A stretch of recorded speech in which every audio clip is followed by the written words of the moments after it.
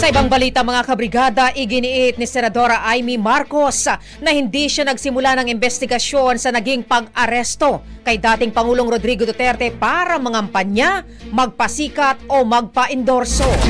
Ayon kay Marcos, ikinasa niya ang naturang pagdinig dahil gusto niyang malaman ang nangyari sa likod ng pag-aresto kay Duterte. Dagdag pa niya, pinili niya itong gawin dahil meron pang mas mahalaga kaysa sa politika at ito ay ang pagprotekta sa soberanya ng Pilipinas. Sa naging press conference ngayong araw, iprenesenta ng Senadora ang preliminary report ng Senate Committee on Foreign Relations.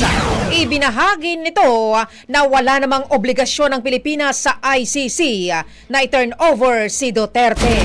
Brigada Balita Nationwide sa tanghali. Ang bahaging ito ay hatid sa atin ng Power Cells Herbal Capsule. Tuldukan ang sakit dahil ikaw ang sandigan.